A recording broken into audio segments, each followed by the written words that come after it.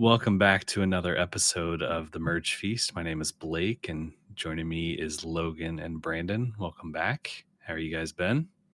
Been good. Excited to do some more off-season Survivor talk while we're waiting for season 46. Yeah, I'm excited to start talking and been trying to stay warm, but it's been good. Good. Well, this episode, I really want us to spend some time going over and talking about Survivor villains. This has been a huge part of the game over the years. And just want to kind of dive into the villains a little bit more. So before we get into specific players, let's talk just kind of in general about what makes a player be labeled as a villain.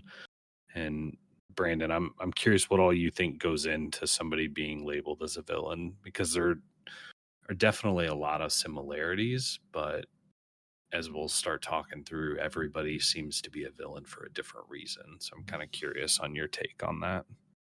I think for me, a lot of people that get labeled as villains are players that put the game and strategy ahead of relationships.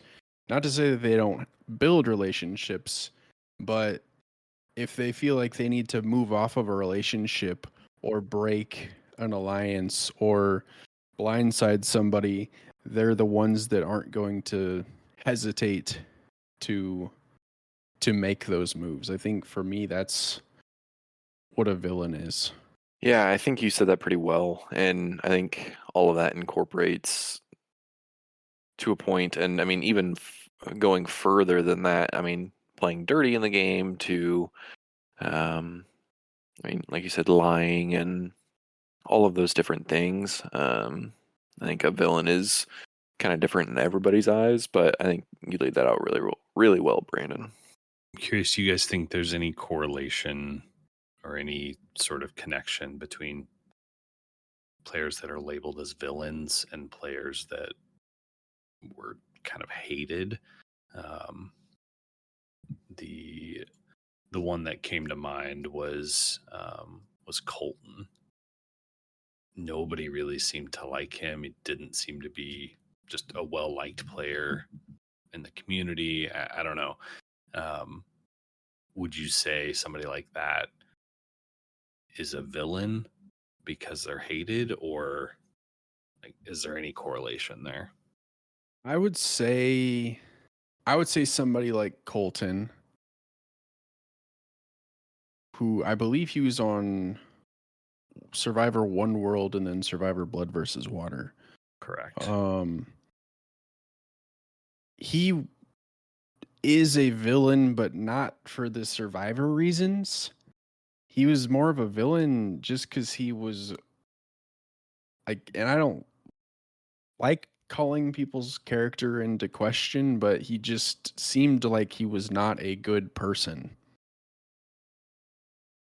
And I think that's kind of what people's hatred was for him. On his first season, he was just kind of a bully to everybody, had hateful things to say all the time, kind of manufactured a quit. He quit twice, by the way. Colton did. So that's another reason to hate him. He faked an episode of appendicitis in his first season and then had like a full-on meltdown at the Redemption Island arena in his second season, and Jeff let him have it for that one. But I think he was a villain for just because he was not a very nice person. So from those three aspects, we really have three great ways to become a villain. Be kind of a questionable person of character, like outside the game. A lack of, not a lack of social game, but willing to sacrifice those relationships, I guess, easier than most. And then the third one being kind of playing dirty and taking advantage of kind of exploiting the different any possible way to get ahead or get an advantage.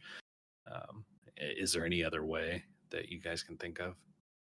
Not off. I mean, I'm trying to think of. And we might get into talking about specific players and realize like, oh, this guy was actually a villain not for any of those three reasons. But as I'm kind of going through them in my head, it seemed they all pretty much seem to fit in those three categories. And some players fit into multiple categories, but Yeah. um, I don't know. It'll be kind of curious to see how those players fit. Yeah. This is going to be sound like a really silly thing that I'm about to say, but I think some people are labeled villains solely just because they're not the hero of the season. They're the person that's kind of in the player that you like's way. So you kind of like decide that that person, you don't like that person. They're the villain of this season, even though they're not really exhibiting any villainous qualities other than the hero of the season. That's kind of their number one threat. Yeah, that's true. Looking at it like that, yeah, I mean, not always playing dirty or whatnot, but not necessarily the favorite of everybody. So, no, I didn't think of it that way either. Yeah. And so with that being said, I'm sure we're going to talk about players that, you as a listener may not think that are villains. And then we're probably not going to talk about some that you think should be on the list. So, and I don't know that we're necessarily going to go through and rank them. I think maybe at the end it would be fun to say who you think is, the worst villain or the best villain. I don't know which one would be better. I don't- but my instead of like survivor of the week, more like, hey, my number one villain for me might be kind of fun to talk about too. I like it. Well, let's hop right into specific people, unless you guys have anything else. But I mean, who who are some? I mean, Brandon, if you want to just go down the list, who are some villains that we want to talk about? I think it'd be appropriate to start with kind of the original, the first villain of Survivor, which was the winner of Survivor Borneo season 1, Richard. And Richard was a villain, I think, because he was the player that really kind of laid out the blueprint on how to play Survivor. He was the one that was like, okay, we need to build relationships, but the goal is to get to the end. And I'm willing to blindside people left and right. I'm willing to manipulate people. I'm willing to do whatever I need to do to get to the end of the game. And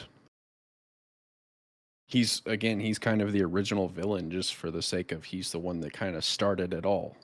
Yeah, I just finished watching season one back and seeing his gameplay throughout the entire season and how different it was from everybody else playing. It was definitely, I guess you could say, a step above or just quite different than everybody else. And so, absolutely was paving the way of what Survivor or how to play Survivor. It was fun to watch. That's a really good take, and it's been a while since I've watched his episode or his season, at least the first one. I know he was on All Stars as well, but that is a really good observation because you're right. He did seem to be one of the only ones to walk in with any sort of strategy.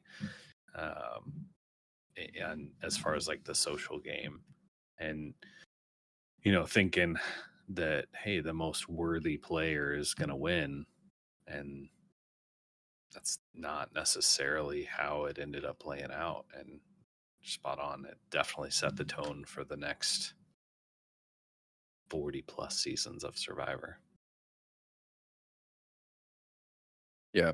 And and just to stay on him, he did play in Survivor All Stars and ended up having a very, very controversial moment in one of the challenges. One of Richard's kind of things is that he likes to play Survivor naked.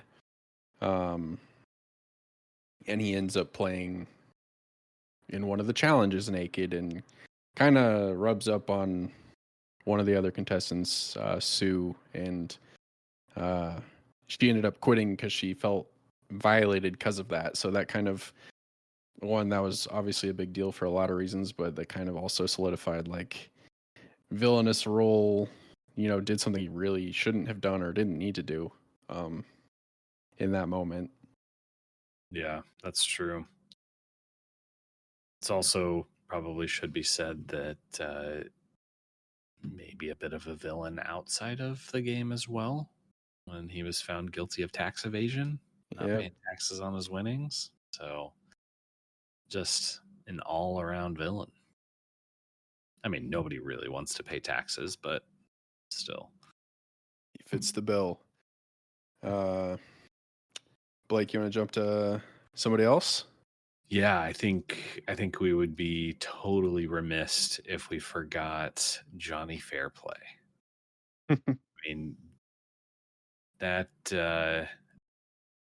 was that was his first season, wasn't it?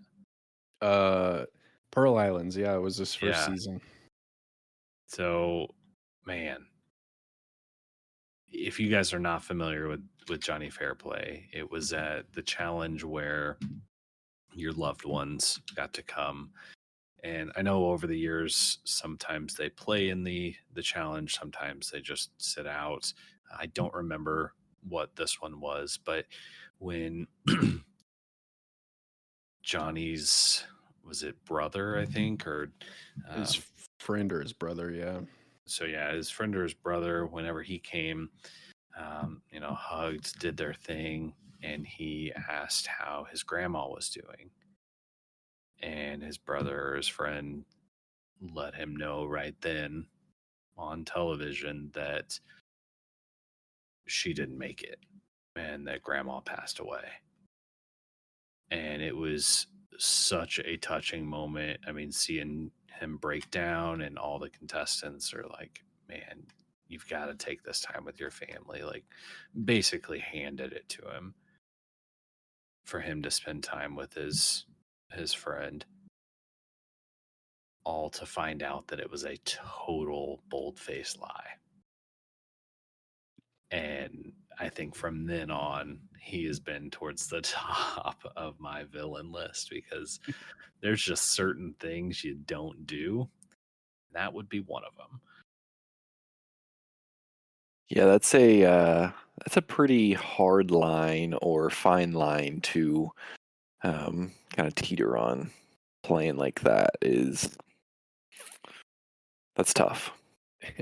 Yeah, he said, my grandma's fine. She's at home right now watching Jerry Springer. Jerry, Jerry. Yeah, Yes, one of indeed. when I watched that, I think I was like actually like mad about it. I'm like, you don't do that. And maybe it's just like I could never do that and use my grandma in a lie like that. So, but yeah, definitely one of the most iconic moments in Survivor is Johnny Fairplay's dead grandma. And maybe she's as villainous as he is, and she's like, heck yeah, kill me She off. probably I came don't up with the care. plan. Right? Definitely an iconic moment, but one for the books. And man, that is, other than that, he wasn't like, I don't think at the level of villains that a lot of the rest of these people were, but that one specific move really ruined it. Yeah, he was definitely really he was just an annoying player, and then yeah, he just rose to the top with a scummy move. Yeah. What about you, Logan? Yeah, thinking about it, I think it would be hard to leave out this person, and I think he probably could go down as maybe one of the top villains, Russell Hantz. He played in a couple different seasons, and was one that he liked to play with everybody's emotions. Going, I mean, from burning people's socks to pouring out like their water, just the psychological warfare when everybody is already obviously exhausted and mentally drained, physically drained, mentally drained. He's toying on all of those little pieces.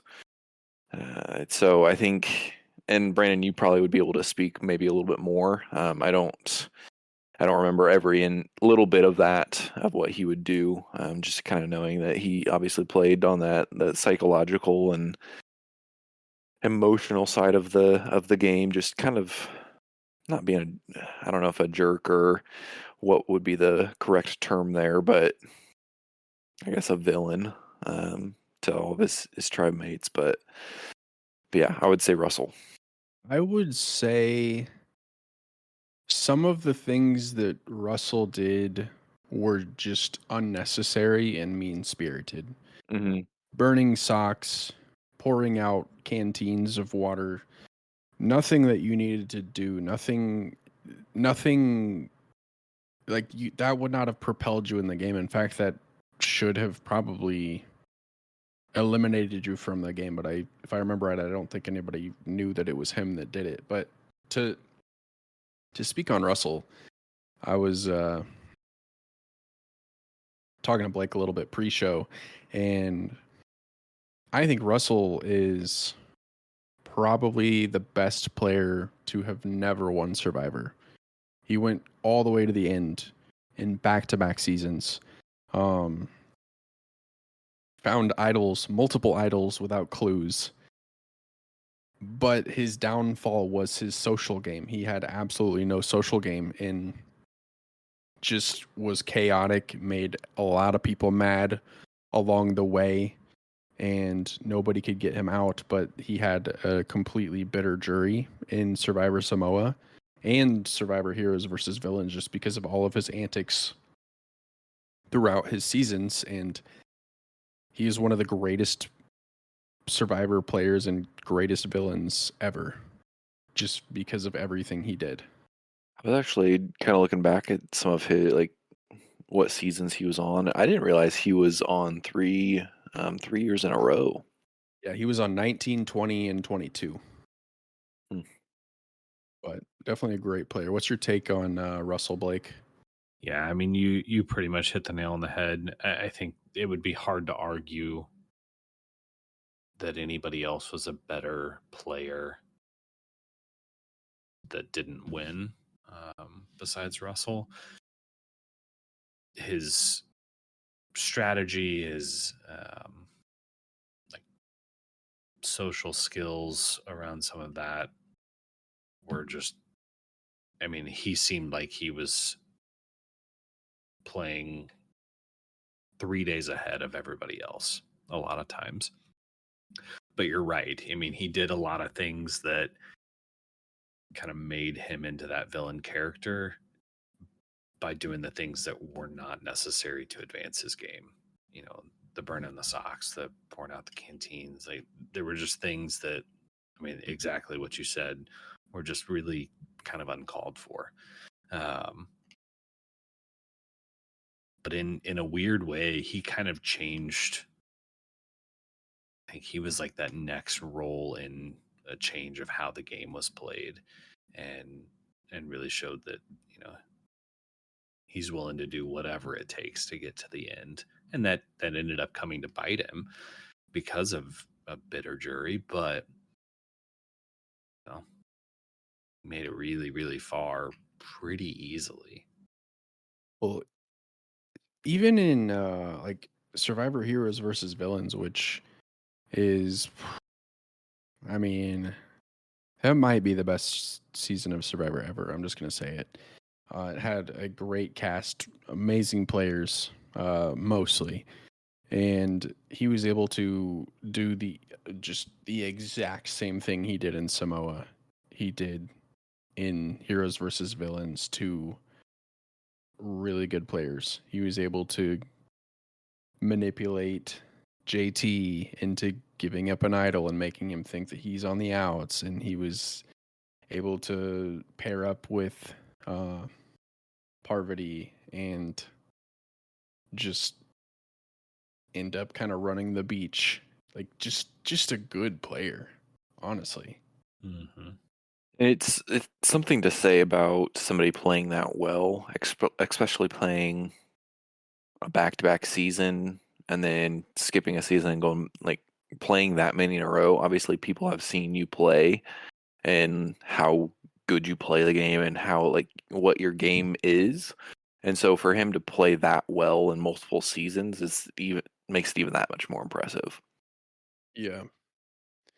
I think in kind of staying in the Hance family, I think we all remember Brandon Hance. He was Russell's nephew.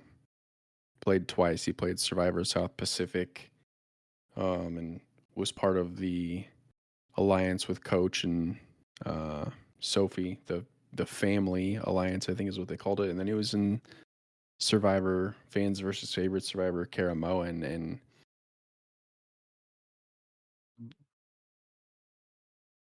genuinely like had a bona fide meltdown on the island. Like where he was like throwing rice and just throwing things and burning things and causing chaos in camp. And he was doing all this and he was terrifying his tribe mates to the point where they were like, Jeff, we want to vote Brandon out. We don't even want him here. We don't want to go to a challenge. We want him gone. And I don't even know if you remember it, but genuinely like kind of dramatic turn of events that happened with him. I remembered he had a couple of like not a couple, but had the couple of those outbreaks and just you never knew what you were really going to get with him. It was never really positive, and it was I don't know. It was definitely a kind of a weird play style to come in with. I mean, maybe that's just who he is every day and all, but yeah, definitely a not a fun contestant. I don't want to pass judgment or make light of anything, but it almost made me wonder if there was a little bit of like mental health issues, whether it was like some sort of because he had like moments of manic depression and like highs and lows, and I don't know, it just didn't seem incredibly mentally stable a lot of times. And maybe not, but I don't know. So I have another villain if we're ready. Who you got? Parvati. Parvati, again, one of the best to ever do it. Known for just being able to charm people and just manipulate people and kind of just get her way. Convincing people that her way is the best way. And she was part of one of the best alliances in the history of Survivor with the Black Widow Brigade and Survivor Micronesia, where she won. And one of my favorite moments ever, which is part of one of the biggest blunders in Survivor history, is Micronesia Final Five. It is Parvati, Amanda, Sari, Natalie, and Eric. So 4 women, 1 man. Eric, and this was fans versus favorites. Eric was a fan. The rest were favorites outside of Natalie. Sari, Parvati, Natalie, and Amanda convinced Eric. Eric had won individual immunity. They convinced Eric, hey, you give Natalie individual immunity. You give up your necklace. I promise we won't vote you out. So this dum-dum says, hey, Jeff, before we vote, I want to give my necklace to Natalie. And you better believe that Eric got voted out quicker. And it was one of the greatest moves ever. I definitely remember watching her throughout the multiple seasons she was in. Again, another 3 seasons of her, and definitely one that was kind of the flirt and, like you said, able to get her way, able to kind of talk through situations and convince people to give up idols, whatever it may be, and played the game really, really, really well. She was a lot of fun to watch.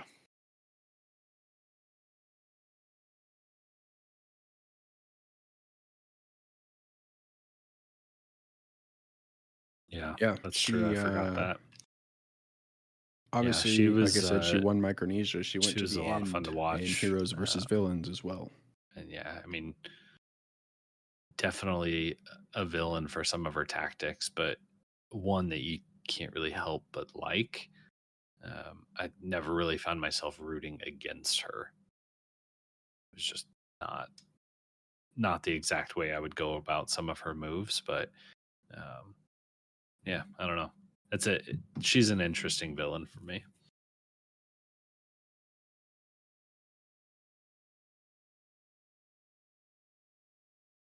Well, let's start with Sandra. Let's talk, She is Sandra and arguably the Coach. GOAT of Survivor. I mean, she's won the game twice, and who else has won? Yeah, So one of Tony and Sandra. I mean and she did it way Tony's before. I mean, won she twice. had 2 wins done fairly early, didn't she? Okay, so yeah, first 20. Season 7 and season 20.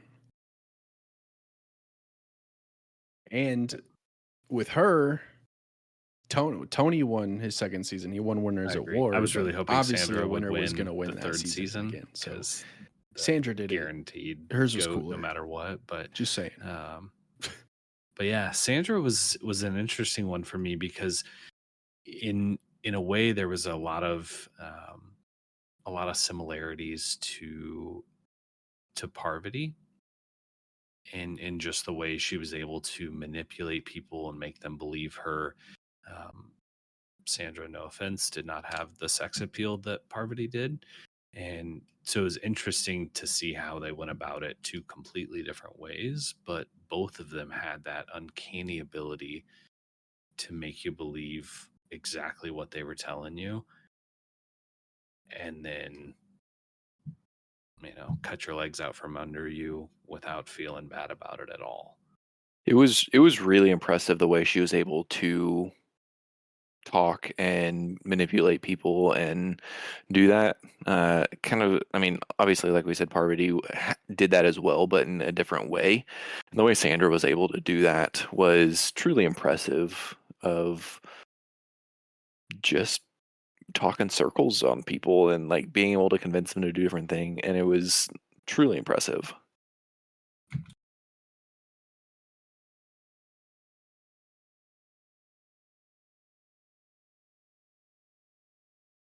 Yeah, she was all her big thing was, hey, as long as it's not me, I'm good with whatever. She was really good at staying under the radar and making other people the target, and then her just kind of coming out behind them and just slitting throats, that's true. basically. She was It really was good funny at that she held And if you and she loyalty was the like type of that in player that such if high you crossed her, regard you knew that and your game was was done. not incredibly loyal herself. She kind of like made up her own rules there. You said the other one was Coach Blake. I was Not yet. getting. We're gonna get there. We'll get there. Did we talk about let's Boston talk Rob? about Coach really quickly, and then yes, I do want to get to Boston Rob. Okay.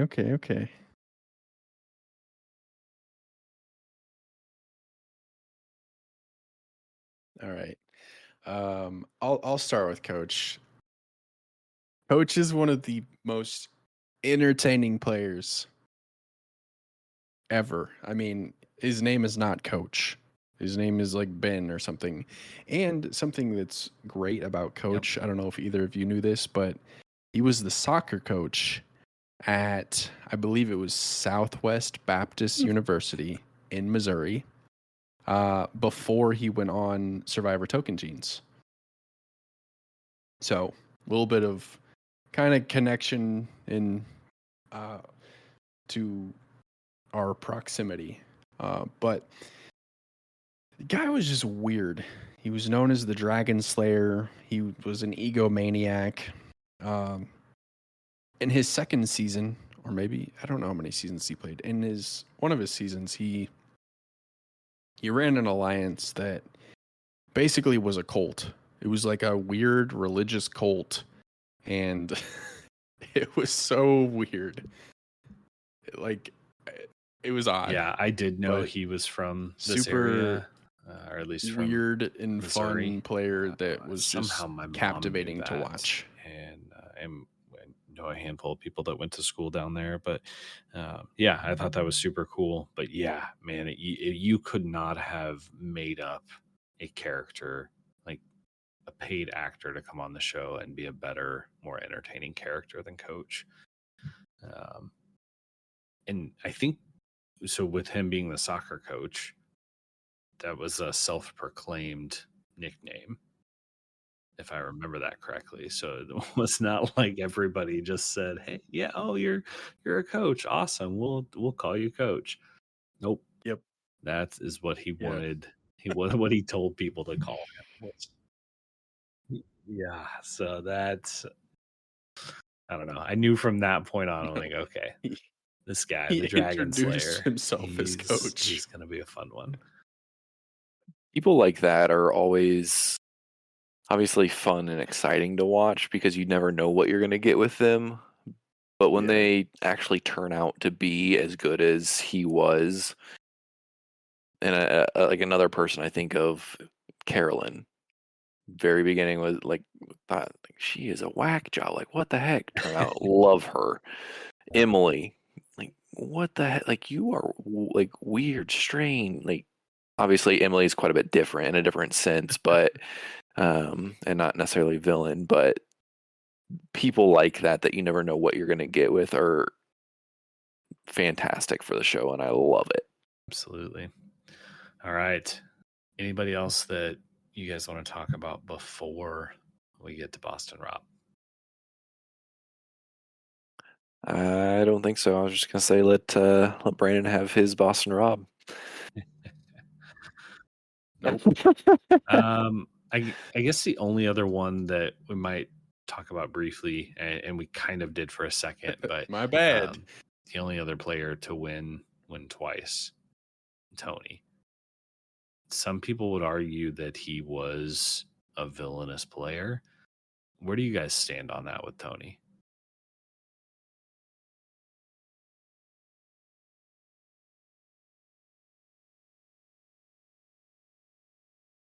I think you could see it. He was one of those players that was deceptive and kind of put the game ahead of relationships. I mean, he turned on his number one ally, That, and I in think Sarah he was in the he was season that he also known won. for So the kind of the that's a pretty spying on villainous people move. and So I can see eavesdropping why on people think that about him.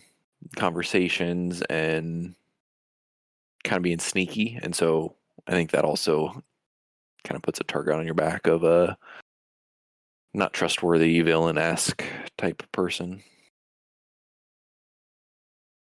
So good. Multiple seasons too. I love the Spy Shack. I love that it worked. Just this goofball Definitely entertaining. laying in Actually, he's bushes that another one that, or laying even in though I could see palm why fronds or people would whatever say it he's a was, villain, you and can't nobody knew help he but was just there. love the guy. He would be so much fun to hang out with, I think. All right, Boston Rob. This one, I think, and Brandon, I'll let you talk about it, but this one is probably the most complex one for me.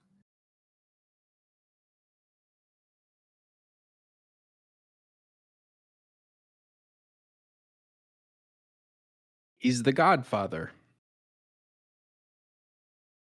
Uh, his villainous kind of origin starts in Survivor All Stars, and the reason for it was Survivor All Stars was the first season of Survivor where players returned. So it was the first time anybody had played Survivor for the second time. So all these players from seasons 1 through 7 of Survivor, they got to know each other. They had built friendships, and then they found out that they were cast for Survivor All Stars. So kind of pregame, everybody had these pregame alliances, and Rob had made verbal agreements with some players. And then he got onto the island, and he didn't follow through with pretty much anything that he had said he would do with the other players on the island. He was just kind of taking people out left and right. Obviously, this is where the love story between Rob and Amber began, and it was Rob and Amber just taking people out left and right to the end. And he did not care about anybody's feelings. He'd look you dead in the face and lie to you, or he'd look you dead in the face and say you're next.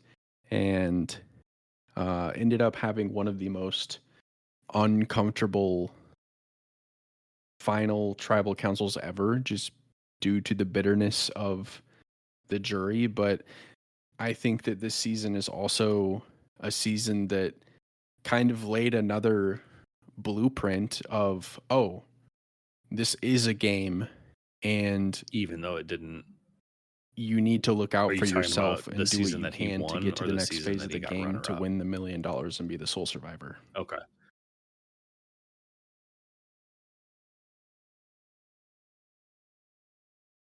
Season that he got runner up. Like he no offense to Amber. No, I agree He with should that. have won that season, but due And to the bitterness you're of right. the It jury and did. the moves that he That pulled, was like the first time Amber that we did really win. saw kind of that, not necessarily that style of play, but he kind of started that transition to where people were worried way more about their individual game and whatever it took to get to the end.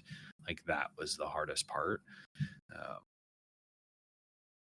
And even though it didn't work out for him, definitely a pivotal role in that change.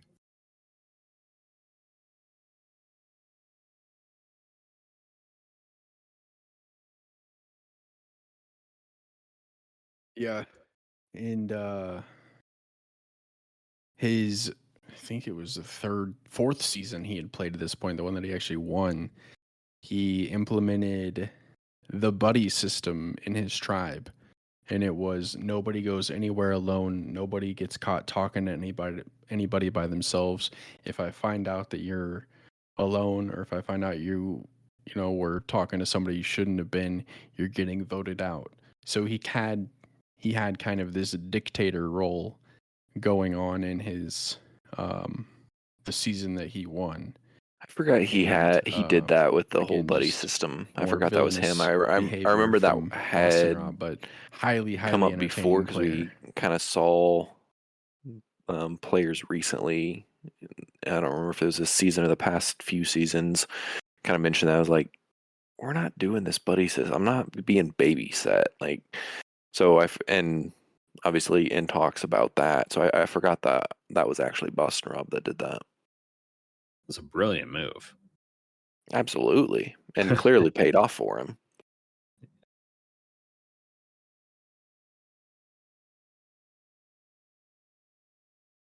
I What's Right. wild to me is that like the rest of the tribe wasn't like, "Hey, we should just vote Boston Rob out because he's being a jerk." But it worked. Like he put fear into them, and that's why I called him the Godfather earlier because he just put fear into everybody. And fear, you Yeah. put fear into people, No, and absolutely. I butchering it, but And you get them to do what you want if they're afraid of it's you. going to be really cool, in my opinion, when his kids are old enough, because with the,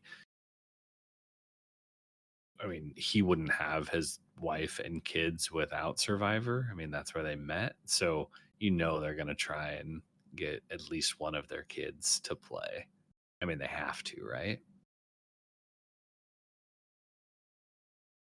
You would think so. I mean, if the kid wants to, then I would think it'd be a shoe in. But Oh, I would think And so. I think his oldest daughter is 14. So, we're not far off. could be interesting.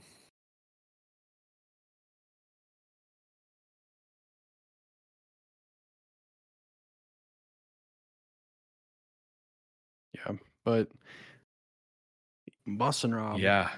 man, My dude, aunt, I think I was telling you you either love earlier, him or you hate him, she is right? not a Boston Rob fan at all. And she, I mean, if he's on next season, she may not watch it. That's how much she doesn't like him. But I tend to really enjoy Boston Rob. I always think they've done it well, but with him, he's come back so many times. Even if it was for that mentor one, there was just a lot of. I mean, obviously, he was a great character and definitely make money on it. But it's like, man, I'm ready to see some new blood there for a while. But now, I think he's one of the goats and one of my favorite all time players. Yeah, he was definitely an incredibly fun to watch. Like you said, Brandon, kind of laying out a different way to play the game and having that change and watching that was really fun to see, obviously, and then to see how that progressed season to season from then on. But he was, my opinion, I really enjoyed watching him, and probably one of maybe the most famous survivors, you could say, but definitely one of the all-time greatest.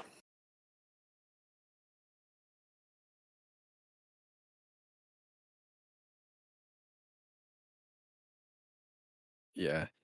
Actually, one of my favorite things that he ever did was on the season that he won. There was an idol that they were looking for, and there were clues to this idol, and he had already found the idol, but they were on like I don't know if they were on a reward or what they were doing, but anyway, they were at this volcano, and Rob's right hand man was Grant the season that he won, and Grant like gives him a clue, and Rob's like, "Oh, great!" And he reads the I'm clue, and excited to go then back and it's watch just Rob by that himself now, and the Rob's like, seasons with him, "Whatever." and He's like, "I already got the obviously idol," and he just throughout throws the I'm going clue through I'm into the about volcano. I'm halfway through season 3 right now. I'm going through all of them, but going back and watching him, and I'm excited to see the reaction or what Sydney thinks of it, of him and how he plays and what all of that. See if she likes or dislikes him in that sense. So it'll be fun to kind of go through that and watch that again with somebody that hasn't ever seen that. Yeah, that's true. I'm curious to see what Sydney thinks. Well, I don't know. I mean, there's a ton of other players to highlight, but I don't know that I have anybody uh, that just totally stands out. Do you guys?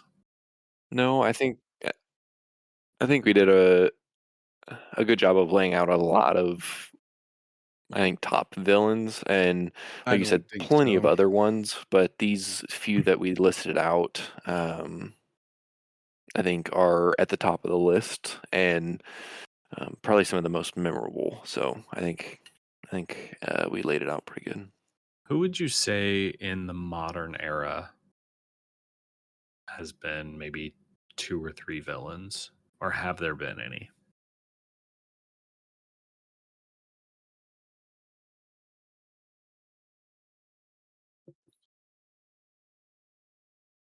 Yes. So 41 and In beyond. when you say the modern era, do you mean like s- after Winners at War? Okay. Honestly, unless I'm just overlooking somebody, I don't feel like there's been a true villain. Uh, I think maybe Shan in 41 kind of maybe played a villain role. She was just kind of devious with some of the things that she did.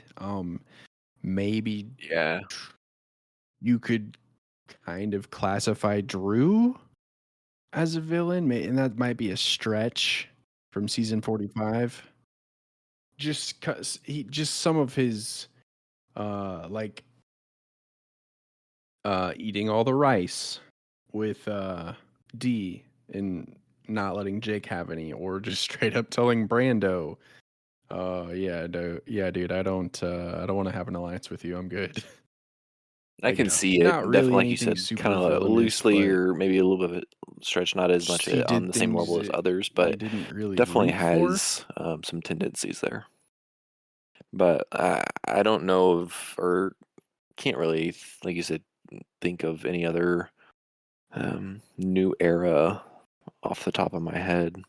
Yeah, not any for me that would make, the top 10, top 15 list. So that might be something that I think I would be interested for Survivor to cast another villain, or to try and, I don't know if those are just natural or if they're looking for that type of a personality. Uh, but I think it's time to get another villainous character in. I'd be down for it. It definitely keeps it interesting.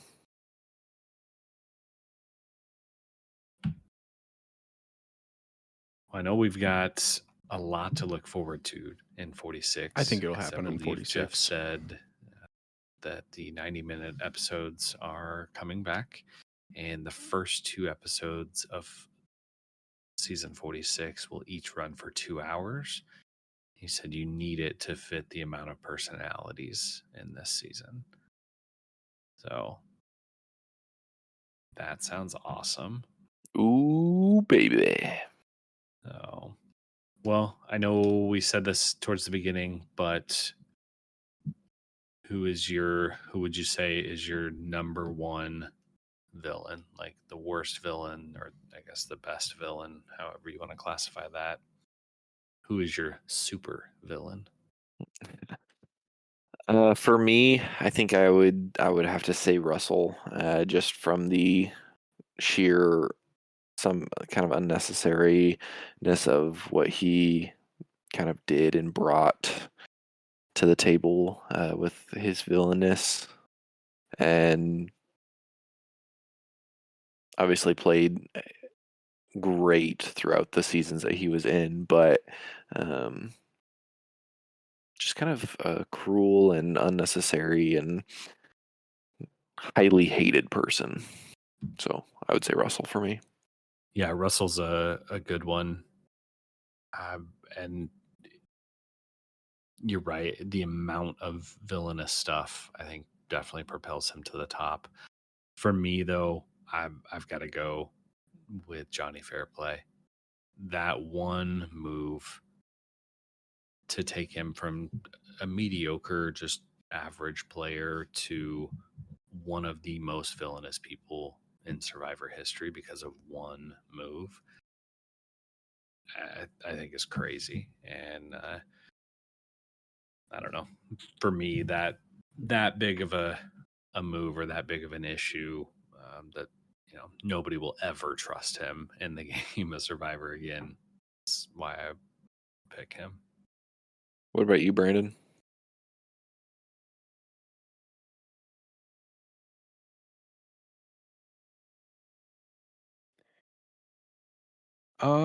Since you picked Russell and Blake picked Johnny Fairplay, I'm gonna pick Parvati. Even though I probably feel like it is Russell, I'm gonna pick Parvati because the move of getting somebody to give up an immunity idol she made, and just her ability to just get people to do what she wants when she wants, and I like that being pick. able to Kind of an win honorable and go to the mention. end I in like that. multiple It's a good one. seasons I don't know why that with made me that style of think gameplay. how it made me reflect on this past season and how close we were to having Emily be a villain. If she would have been how she was the first 45 minutes of that first episode for the remainder of the season and made it just as far, I think she could have been one of the all-time villains. I honestly don't think she would have made it that far. I think they would have. I mean, even from the beginning, everybody was fed up with her. So I honestly think she would have been voted out fairly quick. But No, and I agree. I'm just saying if she would have still made it as far, because mhm, part of the things with those villains is they were around for several weeks. They weren't the first or the second to get voted off. There's been a yeah, lot of, like not great people that would have turned out to be villains if they would have made it very far. But we were so close to having that with Emily, just with how she started off in the first 10 minutes of the show. Like, oh man, this girl's gonna be a villain in the social aspect of things. well, do we have anything else for this week? I do not. Cool. Well, I think that kind of wraps up the villain talk. Obviously, like I said earlier, villains bring a lot to the table and viewership and kind of enjoyment to the show.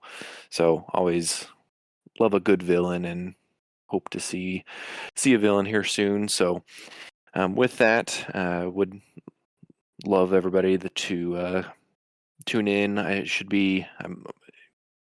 Correct me if I'm wrong here, guys, but I don't think we talked about another 2 weeks. Should have another episode out.